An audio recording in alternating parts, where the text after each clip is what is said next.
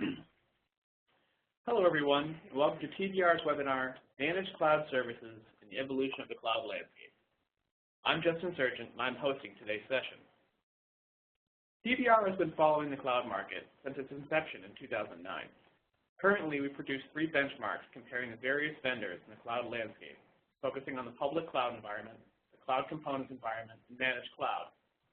In addition, we generate 3 custom research reports, focusing specifically on the private and hybrid cloud markets, as well as what is happening in the professional services side of the cloud market through the eyes of customers. Our reports are typically generated semi-annually.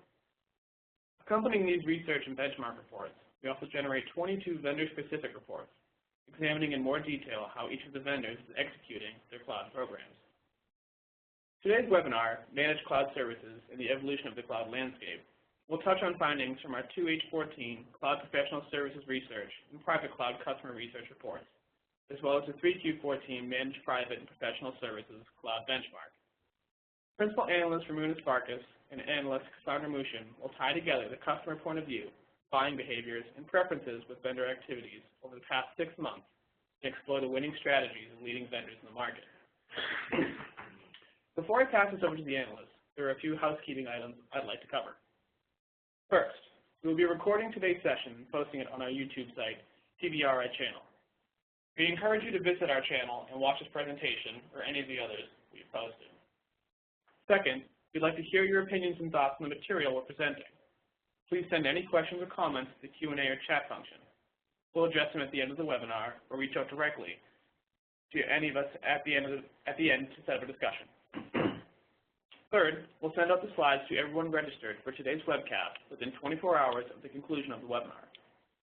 You can also find the slides, as well as our thought leadership pieces, other webinars, and commentaries at SlideShare at slideshare.net/TBR_market_insight. Now let me introduce the team presenting today. Ramunas Svarcas is the principal analyst in TBR's professional services practice. It focuses on the analysis of professional services companies, their strategies, processes, profitability, and operational dynamics in the ever-changing IT services industry. Since joining TBR, Ramunas has been involved in formulating and implementing custom research projects, acting as engagement manager for key TBR clients, and assisting in the launch of various IT services benchmarks, including cloud and business intelligence, as well as providing the guidance for healthcare, global delivery, and management consulting benchmarks. He brings more than 40 years of experience into technology analysis, business marketing research, and forecasting. Next, I would like to introduce Cassandra. Cassandra Mooshian is our lead TBR analyst on the professional services side for the cloud market. She develops, administers, and collects market research surveys on a number of topics including cloud, mobile device management, and customer satisfaction with the goal of analyzing customer and end-user IT adoption and satisfaction rates. She brings extensive knowledge from TBR's IT services practice and can analyze the interaction of services portfolios with product portfolios, especially for the largest IT service vendors, such as Dell, IBM, HP, Fujitsu, and EMC. Her forte is understanding the vendor-provided solutions that incorporate hardware and professional services. And with that, let me hand this over to Ramunas. Thank you, Justin. Good morning, afternoon, or evening, wherever you are in the world today. We have a large crowd of people listening today, and we're going to be covering quite a bit of ground here quickly, but we do want to leave some room at the end of this presentation for questions. And if we do not get all the questions answered, certainly text them or email them to us, and we will get responses to you after the webinar. So today, we're really focused on managed cloud services and, in addition, what's happening in the professional services side of the equation. We're going to really try and look at, first of all, what's happening with the overall market, and, again, the various pieces of that market. Then we're going to take an examination of hybridization and really talk about it a little bit because all the vendors are talking about they're moving to, and believe their clients are moving to hybrid cloud environments. And then finally, we're going to follow those 2 initial discussions with, which vendors are succeeding and how are they succeeding, why are they succeeding, and or whether they will continue to succeed in the future. As we all know, the cloud market has been growing very rapidly, double-digit growth rates across the board. A lot of different vendors are actually talking about their cloud-related revenues. Certainly there's a lot of interest in cloud, both from the customer side, and vendors recognize that they have to evolve or they're going to be left behind. As a consequence, there's a lot of different areas that people are playing in.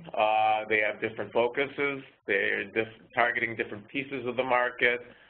Many vendors are trying to encompass and deliver everything across the whole market landscape in the cloud area, but others are being very selective of where they're playing and what they're doing in the cloud space.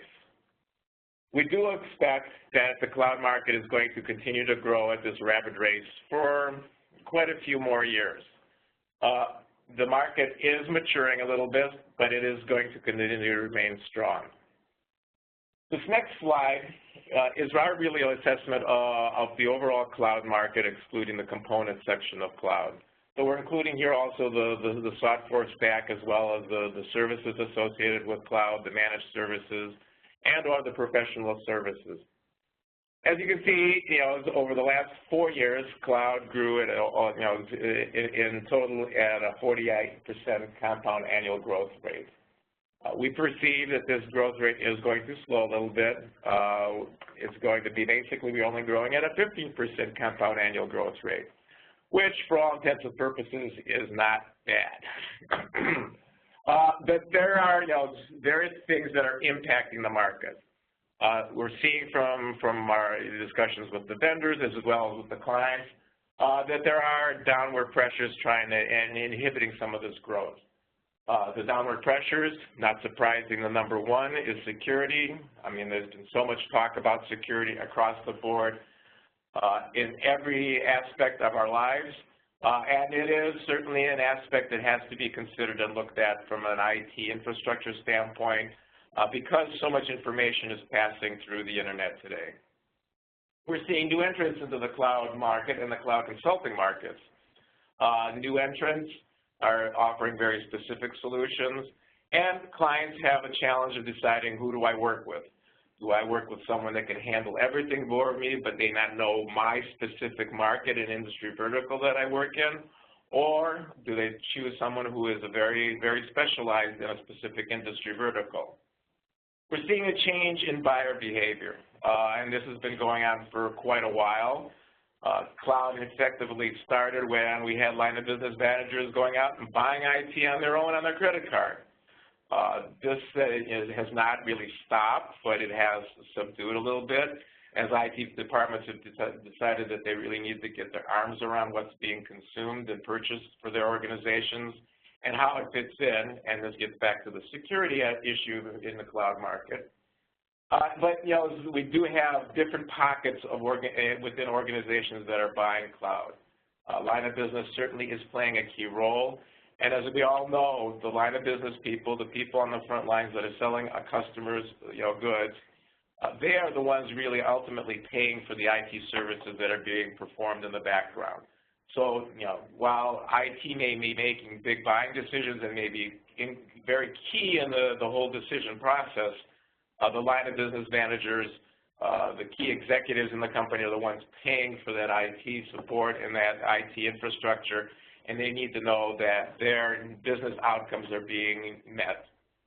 Finally, ownership, and here's a key issue in terms of who really owns the data. Companies certainly want to own their data. As you go to the cloud environment, it's out there in a nebulous space, pardon the pun. But and again, it's a question of really, do we want to control and own everything that's related to the cloud environment? And then public cloud accessibility. Certainly the public cloud environment has matured some. There's a lot of opportunities and options available from that standpoint, but there's still a raging question. Is it as secure? Is it more secure? Is it less secure than if I had my own infrastructure and had privatized it? It's all behind my firewall. On the upward side of the equation, line of business purchasing involvement is increasing. We're seeing cloud decisions made not just at the IT level, but at the line of business level and even at the executive level. This certainly generates a lot of interest and need for help from strategy firms and consultants to guide a firm and decide, is cloud the right environment for us? We're seeing hybrid integration occurring, really emerging of private environments and private clouds with, public clouds, enabling you to gain the benefits of the cost that, in terms of you don't have to always purchase all the infrastructure you need. You can burst out to a cloud, and that certainly provides some cost benefits. The big issue really is business outcomes. We've just come out of a huge recession back in 2008 and 9. Businesses are trying to recover. They're still trying to recover. Economic conditions are very varied across the globe. Certain economies are doing well, others are not doing as well. But in general, I think the feeling, the trend is things are improving. Consumers are spending. Are they spending as much as we'd like? No, but if they spend, that means that businesses make money, and then they can invest in their IT infrastructure. And the other upward momentum we mentioned here is case studies. And we're finding more and more, especially with our customer research, the clients are looking for case studies for them to embark on the cloud engagement. If they can see somebody already having done something in the cloud space and having done it successfully, and they're in the same industry vertical, the same business that they are, that is an impetus for them to also move into the cloud environment. So this is the total cloud environment. When we look at the next slide, this is basically just looking at the managed private professional services component of the cloud market. It's a little bit smaller than the total environment that is on the previous page. And as we can see, managed services is the dominant character here. Managed private clouds really are growing at a much more rapid rate than professional services, but both are growing in concert. We believe that, cloud professional services really, and especially the consulting aspect of that, is the key driver for people embarking on the cloud journey. And I'll show another slide a little bit later from our customer research side that actually points out what's actually happening in the marketplace. So the cloud market is, growing pretty rapidly. As you can see, it, quadrupled in 4 years, and it's going to nearly double again in the next 2 years. Next 4 years. Not surprising, everybody's seeing rapid cloud growth. What was interesting is when you go to our next slide, which really looks at the people that, and our cloud, managed service and professional services benchmark. We cover a number of firms in the benchmark. These firms do not account for the whole market. In fact, if you look at the numbers here, they approximately account for about 50% of the market, a little bit under 50% of the market. But they're the top leading firms in the cloud space. They've been there early or have come in early. They definitely are, driving the market from the vendor side of the equation. And they're seeing healthy growth in cloud. However, that cloud growth and as a number in itself still accounts for only 10% of the total IT spend that firms are, that customers are spending on IT services. Cloud is still, to one extent, in its infancy, but it is changing dramatically. And even in spite of the fact that change is occurring, firms are still being very cautious in the cloud market. So there's a lot of additional room for growth. And if you're sitting around waiting to figure out how you're going to grow, you're probably going to get lost and end up in the background, not being really relevant in the cloud market. So you have to change with the market.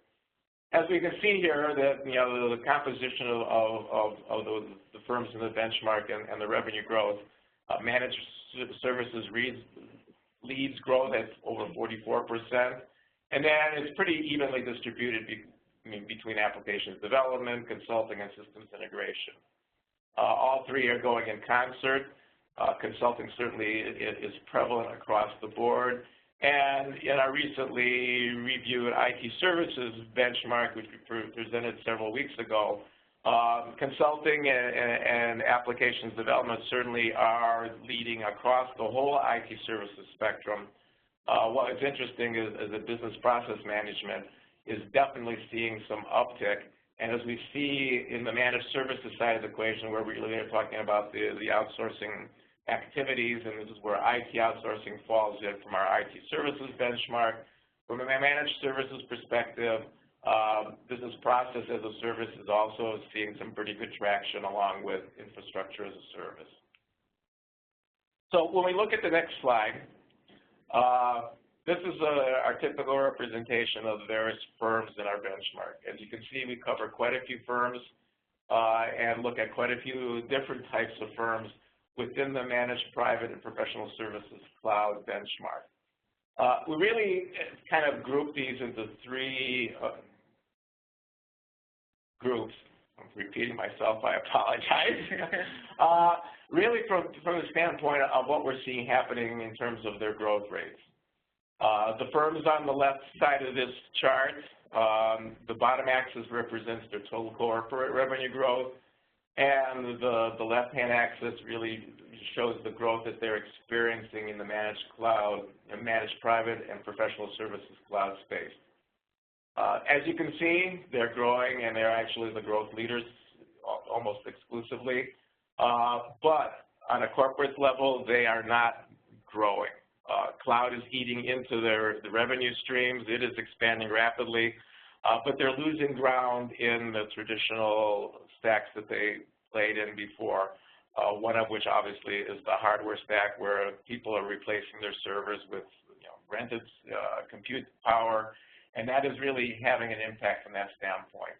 Likewise, there's some impact from a systems integration standpoint, because firms now are not necessarily going out and buying their own hardware, but renting it, so they don't have to implement and spend a lot of time on implementation.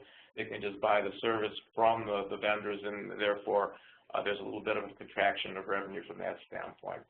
The middle group, we kind of just blended it all together into firms that are moving towards a balanced transition in the cloud space. They're all growing both corporate revenues as well as cloud revenues. In most cases, the cloud revenues are growing faster than the overall corporate rates. Many of these firms are trying to figure out how they address the cloud market. Some are hitting some challenges, given that they may be more focused and centered around a specific geography. Others have a little bit different approach to the overall marketplace. But they're all trying to move into that cloud space and moving and expanding there, and they are growing their cloud revenues. And the firms on the right-hand side, the ones that call sustainable success, are seeing sustainable success, are the firms that are not only growing their cloud revenues, but they're also growing as a corporate entity overall. As you note there, predominantly populated by the Indian vendors who are the fast followers. But there's a few pure cloud players in the mix, as well as the software vendor we all know very well, Microsoft. So specifically, when we look at these three groups, we see that the legacy cloud players, the ones that have historically always been in the infrastructure game for IT, are really seeing some erosion of their legacy business. Hardware products are being commoditized, and that is basically making it much easier to purchase these products on a subscription basis, purchase the compute power on a subscription basis, even storage on a subscription basis. As a consequence, they're seeing erosion of those revenue streams, and they have to substitute with reoccurring annuity streams offering infrastructure on a subscription basis, and then all the accompanying services associated with that endeavor. The balanced transition group, and within it we see a number of the software vendors as well as the systems integrators that have not had historically a hardware stack, as well as the service providers. And here we're seeing that, especially for the software vendors, they are basically facing the challenge of, licensing versus subscription revenues for software. Some of these vendors have very strong licensing agreements that are enabling them to continue to generate revenues, especially on the maintenance side of those licenses, but they recognize that they have to start shifting to a subscription model. One of the vendors, that we know right offhand is moving very rapidly in that direction, for instance, is SAP with their HANA. They're definitely moving in the direction of trying to, get it all shifted over to a subscription model. Will it occur overnight? Not likely, but it is, it is a focus for them, and that's why, we're looking at it as kind of a balanced transition for them. The last group, and I already kind of mentioned this, really, they contains the firms that have been early in the cloud game, or those that are quick followers. And we know Indian firms with their legacy portfolios, especially on the software development side and the applications modernization side, are really continuing to prosper and grow with the cloud market evolving. Software has to be rewritten if it's going to work in the cloud if it was a legacy application. As a consequence, they have an opportunity there.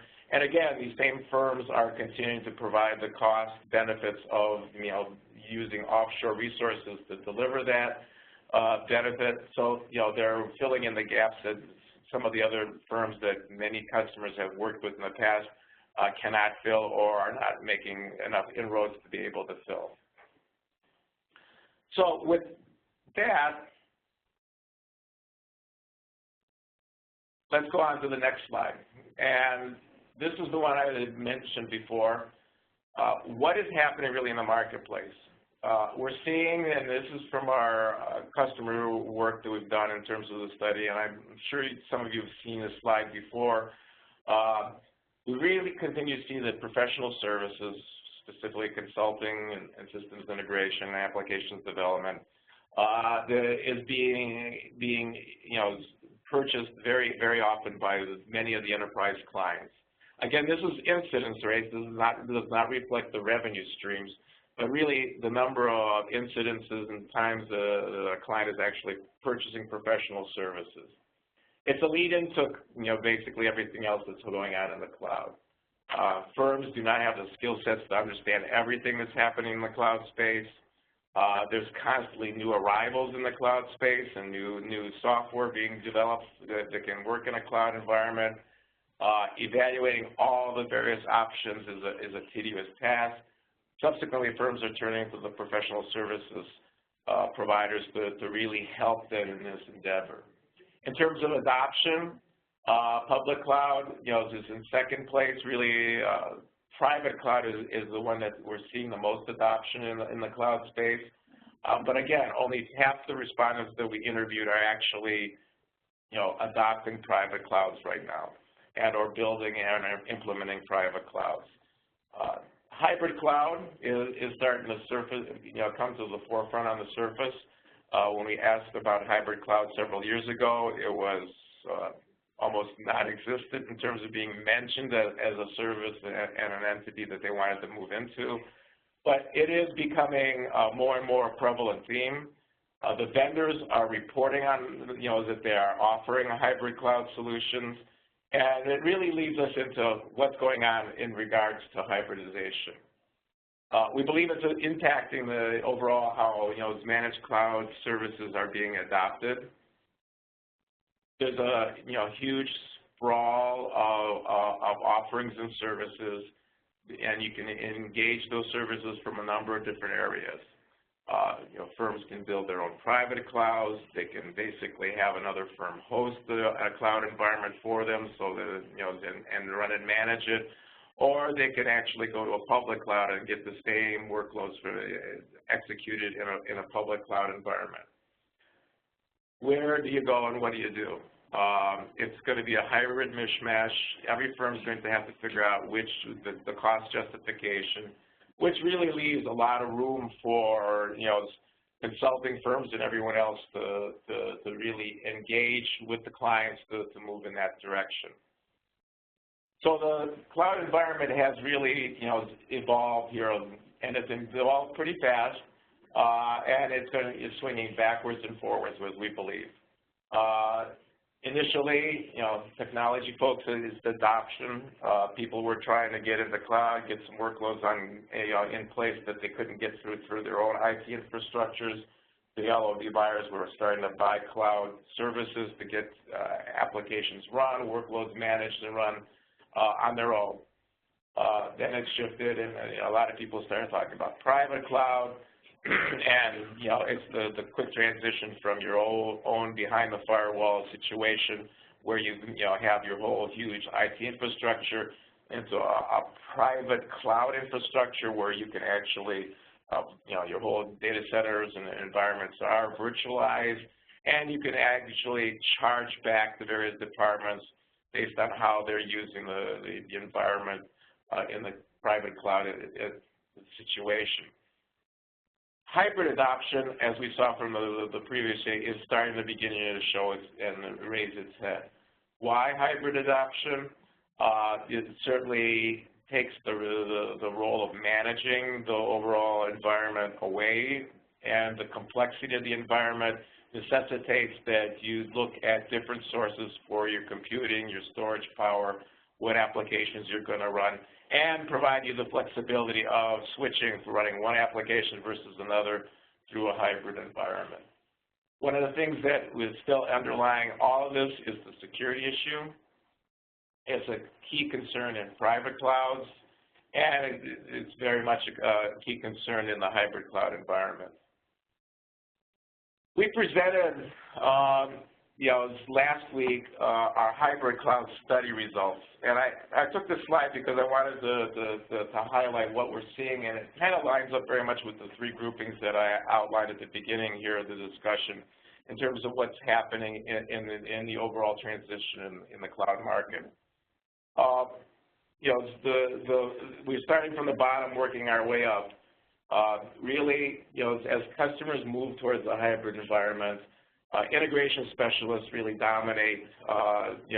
These are the legacy players, the guys that have always managed the overall IT infrastructure, and they have been the ones that have been helping customers adopt, and they continue to help customers adopt, and as a consequence, they're continuing to get bigger and bigger.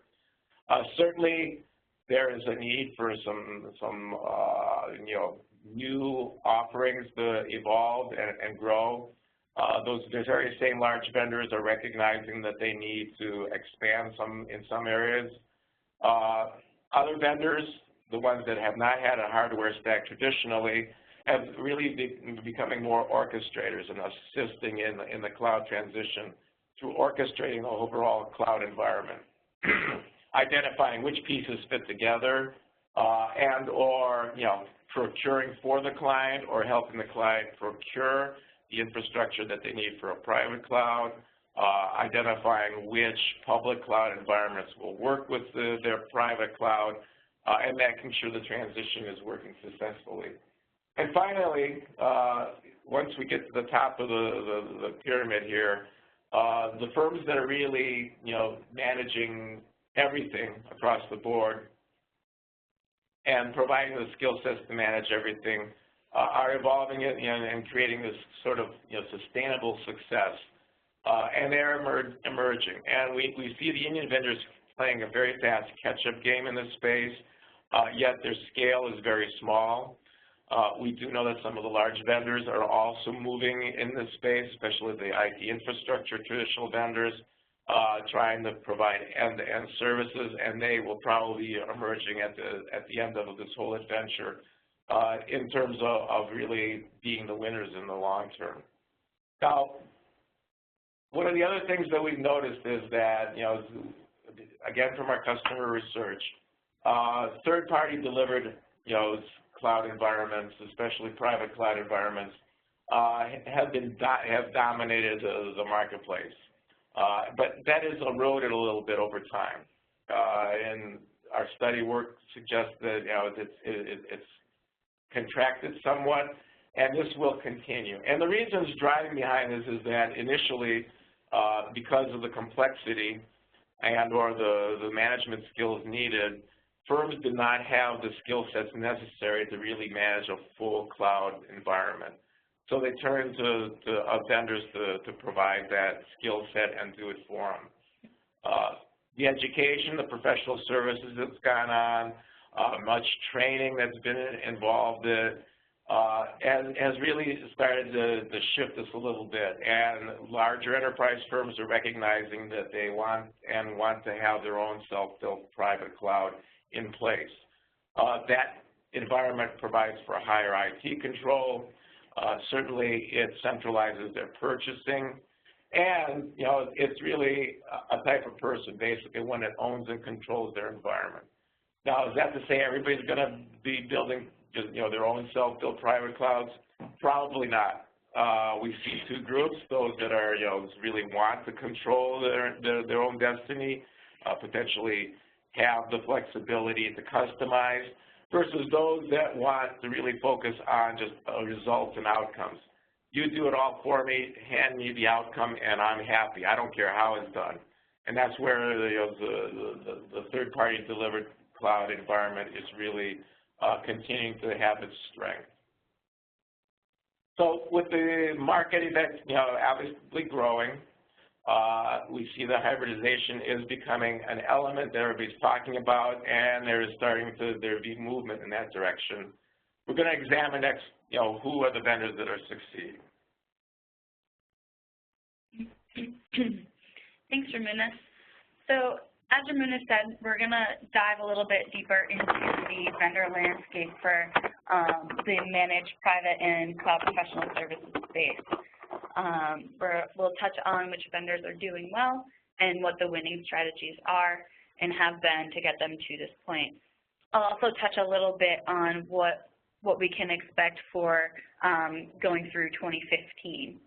So overall, we've seen that the systems integrators have really stood out in the space, taking their experience in IT services, especially IT outsourcing and systems integration, and translating that into their cloud practices. These vendors also have huge install bases to migrate from the traditional outsourced service contract to cloud, which is great for their cloud businesses, not so great for their traditional businesses and performance, which we've seen recently with especially HP and IBM in their services revenue declines in the past quarter or two. So I wanted to show a quick overview of the revenue leaders in each segment and their strategies. So as you can see, the systems integrators are filling the leaderboards. Managed private cloud leaders are weighted towards vendors with their own infrastructure portfolios, as they have strong infrastructure implementation expertise, tenure in managing not only their own infrastructures, but on-prem, traditional, virtual infrastructures, and third-party infrastructures. On the cloud professional services side, Accenture fills the #2 spot as a result of its strategy consulting capabilities and its extensive partner network that it utilizes to jointly go to market and to fill that, you know, technology piece of the puzzle. HP and IBM are focusing on global expansion with cloud professional services and cloud in general, utilizing their partners and data center build-outs to cast a wider net. What I'd like to do now is to dive a little bit deeper and look at the broader vendor landscape and key segments of the managed cloud market. So just to orient you to the slide really quick, so this is a chart that shows the cloud consulting revenue and market. So the vertical axis is the absolute dollar growth from the third quarter of 2013 to the third quarter of 2014. The horizontal axis shows the revenue growth for cloud consulting services in percentage terms. And then the size of each bubble reflects the volume of cloud consulting revenue for the third quarter of 2014. So consulting and advisory services are often the entry point for enterprises into the cloud market. There are new vendors and solutions constantly being introduced to the market, and trying to decide between them has become more and more complicated and confusing. So utilizing a third-party consultant can help educate and inform buyers of the solutions and how to best utilize them. Vendors have recognized this overall, lack of understanding and education on the complete capabilities of the solutions out there, and are evolving their cloud portfolios and capabilities to capitalize on that opportunity. So we've seen many vendors bringing in cloud experts, industry experts to take their portfolios up the next notch. The need for cloud consulting services is not going to go away. There will be ebbs and flows in demand and adoption rates, but that will be due to certain waves of cloud adoption. So we've seen that when there's a new niche in the cloud market, which seems to be happening a little more frequently now, advisory services really take off. And then when things quiet down for a little while in between each wave is when advisory growth kind of plateaus a little bit. But as long as there are new technologies out there, which there always will be, there will be the continued need for third-party consulting services. In terms of the vendor landscape, as you can see, Deloitte leads the pack in sheer revenue size in cloud consulting, while HP and IBM really stand out together in terms of growth. The size of their bubbles has also been growing over the past few quarters, really, closing in on Deloitte and Accenture. I've seen that there are really two distinct approaches in the cloud consulting market. One being that taken by Deloitte and Accenture, and being more of a true strategic partner to their cloud customers and advising on those business outcomes and utilizing cloud to get there. The other approach is what we've seen from HP and IBM, more of an IT consulting approach, showcasing how cloud can affect business outcomes, really promoting their business consulting capabilities via their technology portfolios, whereas Deloitte is more promoting its technology consulting capabilities via its strategy consulting approach. We've seen that cloud consulting adoption has really led to the adoption of both public and private cloud services, as well as other cloud professional services, as the consulting services themselves, really open enterprise buyers' eyes to the other options available to them. One segment that has shown particularly strong growth recently is managed private infrastructure as a service. We've seen that vendors have been building out their data center networks and capacity to handle an increasingly large amount of data that's stored and managed via the cloud. IBM continues to roll out software data centers worldwide, and both public and private cloud vendors are building data centers in key locations to expand their reach. IBM, Amazon, Salesforce, and Workday have all recently announced either the opening of data centers in Germany or plans to soon do so. And that really helps provide further opportunity for them that was not available before because of data sovereignty laws and privacy, data privacy issues. The vendors that are tenured in IT outsourcing tend to have larger infrastructure as a service revenues than the software-centric vendors. HP in particular really stands out in this area in both terms of revenue and growth, just due to its long-standing reputation as a leading infrastructure management provider. And it also has always had this data center agnostic approach, both in traditional IT and in cloud. So managing through its own data centers, third-party data centers, and on-prem and traditional environments as well. And the third segment we've chosen to highlight is cloud systems integration, where opportunities are often driven as a result of the infrastructure as a service adoption that we just discussed. To make the pieces of the puzzle fit together, enterprises are looking to SIs to implement and integrate each cloud workload that they adopt. particularly the infrastructure workloads that build the foundation of cloud environments and enable further SaaS adoption. As you can see, once again, the systems integrators really stand out in this space. What's interesting is that before, there's a large group of enterprises that we found through our customer research studies that thought they had the capabilities in-house to manage and implement their cloud workloads. But now we've seen more of a shift towards more third-party involvement. And that's really because the amount of cloud solutions and workloads enterprises are adopting is becoming too much to keep up with and less cost-effective with each workload they implement.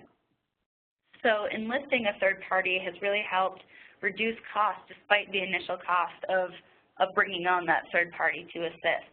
And it has allowed the IT staffs in these enterprises to focus on higher level activities, really helping the lines of business utilize their cloud applications to better improve their business outcomes, which kind of dovetails and leads me into the next topic I would like to cover, which is cloud brokerage.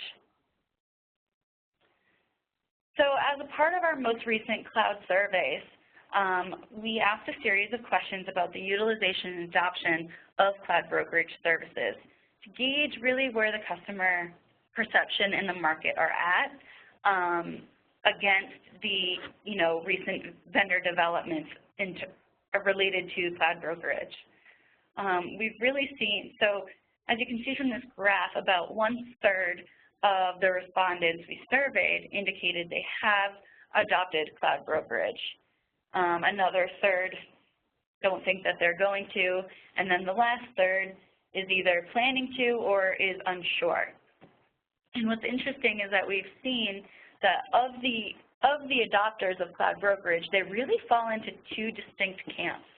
One is the large enterprise with the large discretionary IT budget, bringing on a cloud broker to really, free up the IT staff so that they can, do those higher level activities that I mentioned before.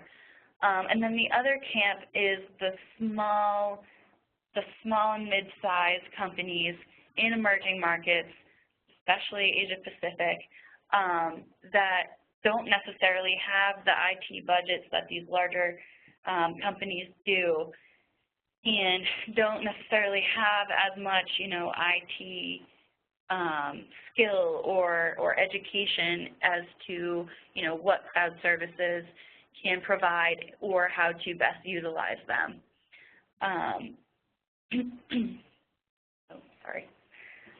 So the next slide shows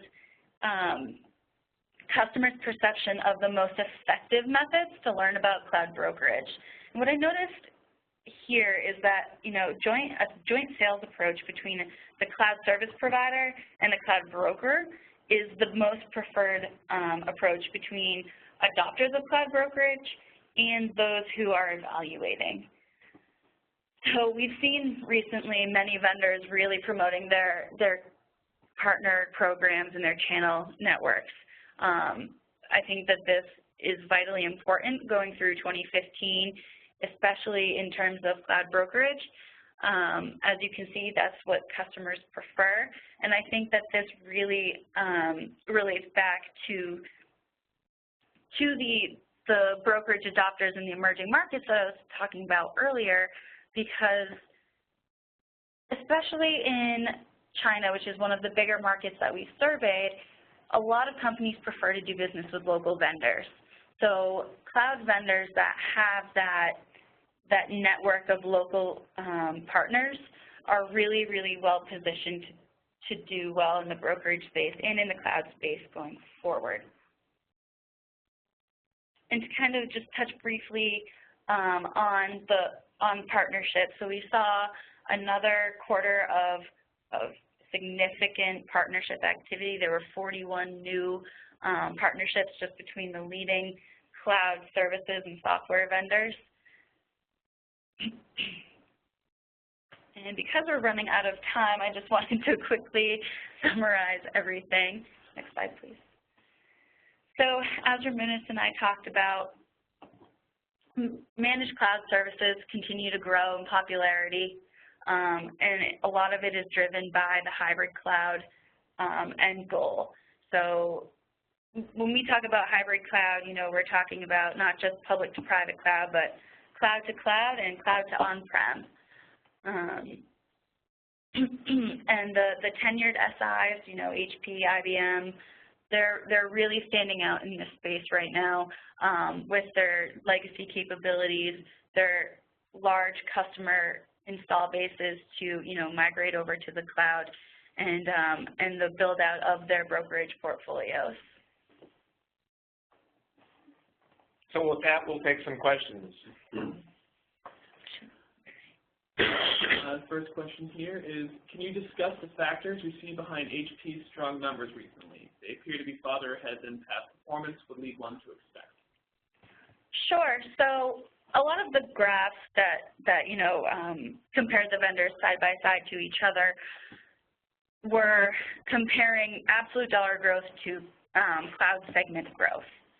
So HP tended to be in the top right-hand corner because of its strong growth recently. And I think that has a lot to do with, they launched Helion in May, so it hasn't been yet a full year of HP's Helion cloud portfolio, and I think that has a lot to do with it, backing its cloud portfolio on OpenStack technology. HP has rolled out a number of new cloud offerings and has really tried to center its messaging and go-to-market approach so that it approaches cloud as offering, complete end-to-end solutions that, yes, help the IT department, but also help affect positive business outcomes. All right, next question. Are you seeing Huawei show up as a selected vendor for private cloud deployment?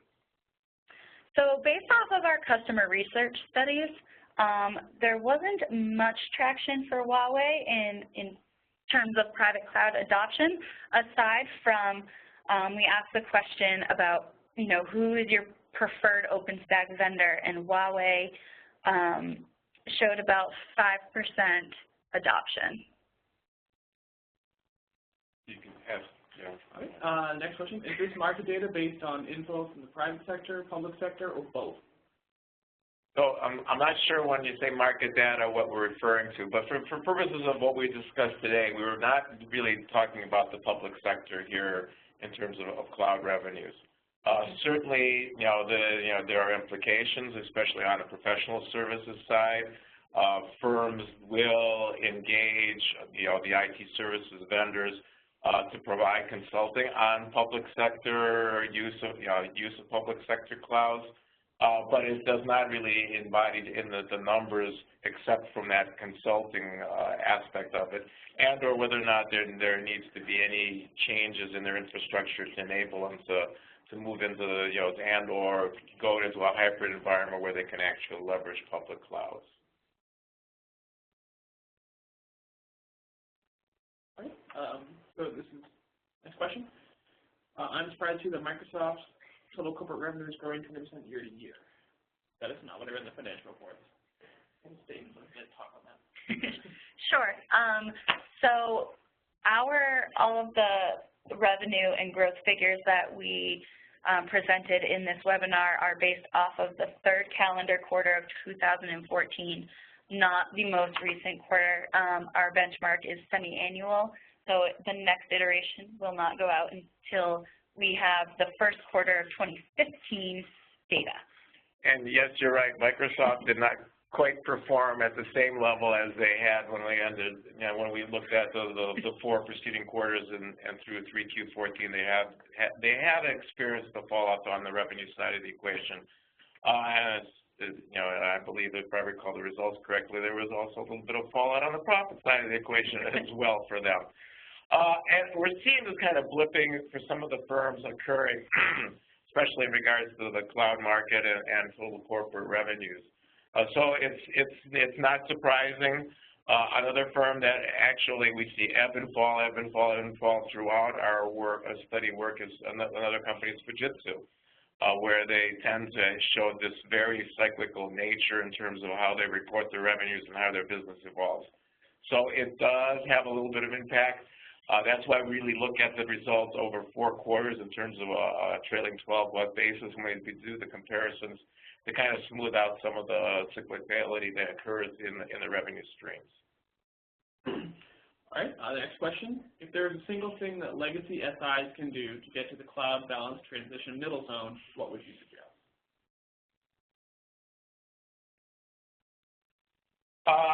It's really a question of picking where they want to be. I mean, the key element that we're seeing is that, one, the largest vendors are continuing to get larger. We believe scale is going to be critical in the cloud market, especially when you're selling cloud as a service services for all intents and purposes. That is just the nature of the beast.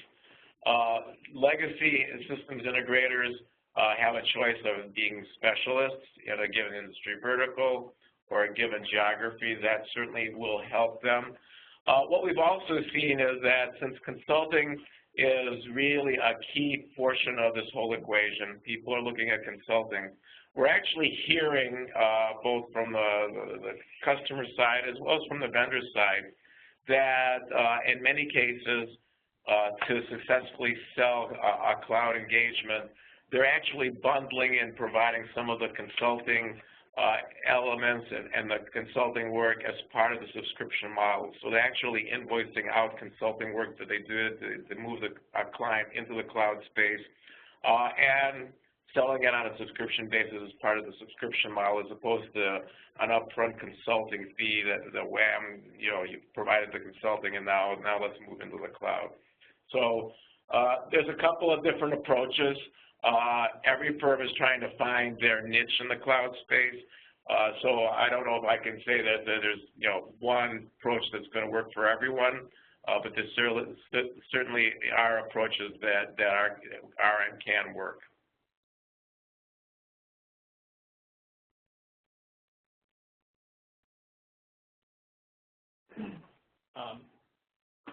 All right, so next question. Hybrid cloud adoption rates is low on slide 11. Why is everything that is happening now in the managed cloud market related back to hybrid cloud, if hybrid cloud isn't very popular? It's the endpoint, we believe, from all intents and purposes.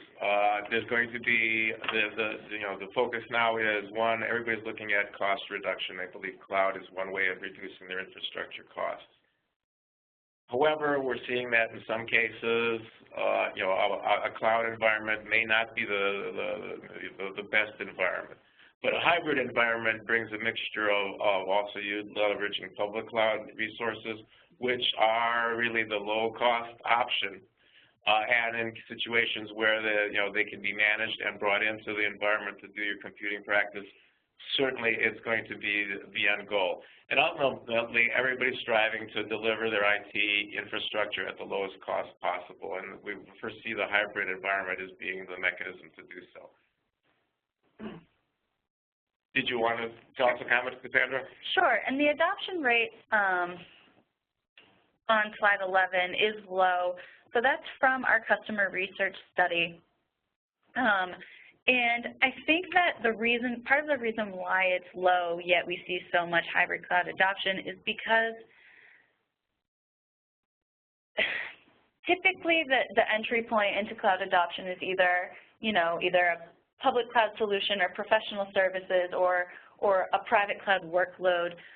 So people are going into cloud not expecting to immediately adopt private cloud, where I think, hybrid cloud adoption happens over time as each piece of the puzzle is adopted. So I think that's why we talk so much about hybrid cloud adoption, yet the customer adoption rates aren't really there because their adoption of hybrid cloud kind of morphs over time. All right, and that's all we have for time. So thank you, Cassandra and Ramunas. And thank you, everyone, for your questions. You can follow both of the analysts and TVR on Twitter at the handles listed here. And I'd like to remind you that we are sending out today's presentation, both the recording and the slides, within 24 hours, so keep your eyes peeled for that. Additionally, before you sign off, we'd like to ask you to take a brief survey about today's webinar. As we research the performance of technology companies, we're also studying how we're helping our clients, and your feedback would be greatly appreciated. We'll leave the chat function open for another 5 minutes or so to let folks ask any last-minute questions. Otherwise, we'll see you again next quarter.